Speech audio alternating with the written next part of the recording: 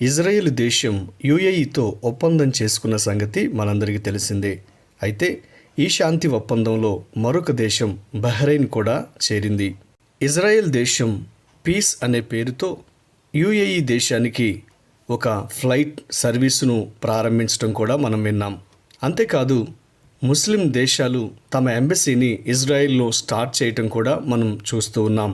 అదేవిధంగా ఒక్కొక్క ముస్లిం దేశం ఇజ్రాయెల్తో ఒక శాంతి ఒప్పందాన్ని చేసుకోవడాన్ని బట్టి చాలామంది అల్ ఆక్సా మసీద్ ఇస్రాయేలీల వశం కాబోతుందా అంటూ కామెంట్ చేస్తూ ఉన్నారు. మిడిల్ ఈస్ట్లో జరుగుతున్న ప్రతి రాజకీయ చారిత్రక సంభవాలన్నీ కూడా యెరూషలేము దేవాలయముతో ముడిపడి ఉన్నాయనే సంగతిని మనం జ్ఞాపకం చేసుకోవాలి. ఎందుకనగా దేవుని వాక్యపు నెరవేర్పు ప్రకారముగా ఇజ్రాయెల్ దేశంలో దేవుని మందిరం తిరిగి కట్టబడాలి. అందుకోసమే వేగంగా నేడు జరుగుతున్న పరిణామాలన్నీ కూడా యెరూషలేము మందిర నిర్మాణాన్ని సూచిస్తూ ఉన్నాయి. అందులో భాగమే నేడు జరుగుతున్న శాంతి ఒప్పందం. ఈ శాంతి ఒప్పందంలో ఒక్కొక్కటిగా మిడిల్ ఈస్ట్లో ఉన్న ముస్లిం దేశాలన్నీ చేరుతూ ఉన్నాయి. ఈ పీస్ డీల్కి సంబంధించి ఇజ్రాయెల్ ఒక కాయిన్ని రిలీజ్ చేసింది. దాన్నే అబ్రహాం అకార్డ్ అని పిలుస్తున్నారు. అనగా అబ్రహాం యొక్క ఒప్పందం. అబ్రహాము పిల్లలైన యూదులు అలాగే ముస్లిమ్స్ అంటే ఇష్మాయిలు సంతానం వీరందరూ కూడా ఏకీకృతమై దేవుని మందిరాన్ని కట్టే దిశగా నేడు పరిణామాలు జరుగుతూ ఉన్నాయి. అజాత శత్రువులుగా ఉండే యూదులు అలాగే ముస్లిమ్స్ అందరూ ఒకే తాటి మీదకి అనగా ఒకే శాంతి ఒప్పందంలో పాలు పొందుతూ స్నేహపూర్వక వాతావరణం నెలకొనడానికి గల కారణం దేవుని వాక్యం నెరవేర్పు జరగాలి. అందుకొరకే దేవుని మందిరం కట్టబడాలి. దాని నిమిత్తమే నేడు ఒక్కొక్క సంభవాన్ని దేవుడు జరిగించటాన్ని మనం చూస్తూ ఉన్నాం. అందుకే ఈ శాంతి ఒప్పందానికి గుర్తుగా వారు రిలీజ్ చేసిన ఆ కాయిన్లో అబ్రహాం అకార్డ్ అనే పేరు మనం స్పష్టంగా చూస్తున్నాం. అంటే అబ్రహాము సంతానం యొక్క ఒప్పందం అని అర్థం. ఆ కాయిన్లో ఉన్న గుర్తులను బట్టి కొందరు వివిధ రకాలైన వ్యాఖ్యానాలను చేస్తూ ఉన్నారు. ఆ కాయిన్ని గమనిస్తే ఖడ్గము యొక్క ఆకారము, అదేవిధంగా అది ఒక ట్రంపెట్ యొక్క ఆకారాన్ని కూడా సూచిస్తూ ఉన్నాయి. ఆ ఖడ్గము లేక ట్రంపెట్ యొక్క ఆకారంలో వివిధ రకాలైన గుర్తులను వారు ఇనుమడింపచేశారు. అందులో ఉన్న శాటన్ సాతానుకు గుర్తుగా ఉందని బైబిల్ పండితులు వ్యాఖ్యానిస్తున్నారు. 10 నక్షత్రాలు ప్రకటన గ్రంథంలో చెప్పబడినట్లుగా అధికారము పొందబో 10 మంది రాజులను సూచిస్తూ ఉన్నాయని, ఒలీవల కొమ్మ నోట కరుచుకొని ఎగురుతున్న పావురం యొక్క గుర్తు అబద్ధపు శాంతిని సూచిస్తుందని, అందులో ఉన్న స్పేస్ షిప్ క్రూర మృగాన్ని సూచిస్తోందని, శాటిలైట్ అండ్ డిష్ 5G నెట్వర్క్ని సూచిస్తోందని, ఖర్జూరపు చెట్టు యొక్క గుర్తు ఈ ఒప్పందములో ఉన్నవారికి ఆహార భద్రతను సూచిస్తూ ఉన్నట్లుగాను, హార్ట్ సింబల్ అనేది ఈ శాంతి ఒప్పందములో ఉన్నవారికి దొరకబోయే ఆరోగ్యాన్ని భద్రతను సూచిస్తుంది.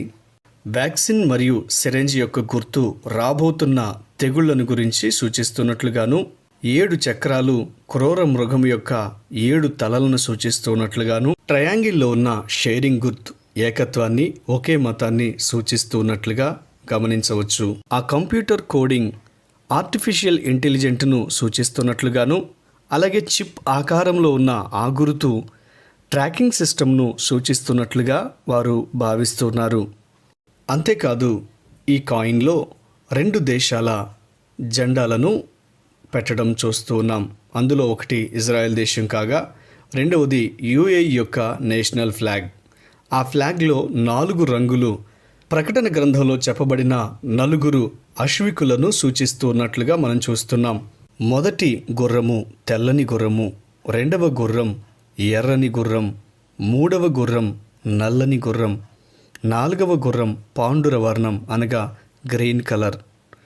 ఆ యొక్క పాండుర వర్ణపు గుర్రం ఈ 4 రంగులు 4 అశ్వికులను సూచిస్తున్నట్లుగా బైబిల్ పండితులు అభిప్రాయపడుతున్నారు. ఎందుకనగా యెరూషలేము విడుదల చేసిన ఈ కాయిన్లో ప్రతి గుర్తు కూడా ఒక అర్థాన్ని కలిగి ఉంటుంది. అనాలోచితంగా వారు దేనిని ఆ కాయిన్లో పెట్టరు. కాబట్టి ఇందులో మనం గమనిస్తే ఇవన్నీ కూడా రాబోతున్న ప్రకటన గ్రంథములో జరగబోతున్న సంభవాలన్నిటినీ సూచిస్తున్నట్లుగా వారు అభిప్రాయపడుతూ ఉన్నారు.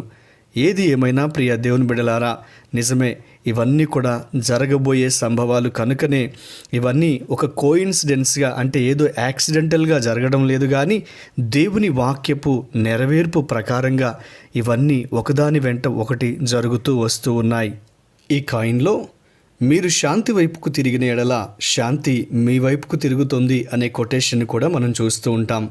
అంతేకాదు కింద అమెరికా అధ్యక్షుడైన డొనాల్డ్ ట్రంప్ యొక్క సంతకాన్ని కూడా మనం చూడగలుగుతూ ఉన్నాం. అంతేకాదు ఈ కాయిన్లో ఎగురుతూ కనిపిస్తున్న ఒక గ్రద్ద ఒక కాలితో ఒలివ కొమ్మను, మరొక కాలితో బాణములను పట్టుకోవటాన్ని మనం చూస్తూ ఉన్నాం. అనగా క్రీస్తు విరోధి వస్తాడనే సంగతి దేవుని వాక్యం సెలవిస్తుంది కదా. అతడు గ్రద్ద వంటి క్రూర స్వభావము గలవాడై మొదట ఈ ఒలీవ కొమ్మ శాంతికి సూచనగాను, ఆ తర్వాత బాణములు హింసకు సూచనగాను కనిపిస్తూ ఉన్నాయి. అంటే మొదట శాంతిగా మొదలుపెట్టి ఆ తర్వాత క్రూరంగా ప్రజలను హింసిస్తాడని ఈ కాయిన్ సెలవిస్తోంది. ఏది ఏమైనా ప్రియ దేవుని బిడ్డలారా, ఈ సంభవాలు, ఈ గుర్తులు ఇవన్నీ కూడా రాబోతున్న క్రీస్తు విరోధిని సూచిస్తూ ఉన్నాయి. ఇప్పుడు జరుగుతున్న ఒక్కొక్క పరిణామం అంతా కూడా యెరూషలేములో దేవుని మందిరం కట్టడానికే జరుగుతోంది. ఈ మందిరం కట్టడానికే ఈ శాంతి ఒప్పందం నెలకొల్పబడుతోంది. ఇందులో ఇంకా అనేక దేశాలు ఒకదాని వెంట ఒకటి చేరటాన్ని మనం చూస్తాం. కాబట్టి ప్రియ దేవుని బిడ్డలారా, రాకడ అతి సమీపముగా ఉన్నది గనుక మనల్ని మనం ప్రభు రాకడకు సిద్ధపరచుకుందాం. అంతేకాదు పరిశుద్ధులు సంపూర్ణులు కావాలి. సంపూర్ణులైతేనే పరలోక రాజ్యాన్ని మనం స్వతంత్రించుకుంటాం. సంపూర్ణత అనేది ఒక్క దినములో ఒక్క రాత్రిలో వచ్చేది కాదు గనుక అది ఒక జీవితకాల ప్రక్రియ గనుక మనల్ని మనం పరిశుద్ధత విషయంలో సరిచేసుకుంటూ సంపూర్ణతలోనికి వెళ్ళటానికి ప్రయాసపడవలసిన వారమై ఉన్నాము. కాబట్టి ప్రియ దేవుని బిడ్డ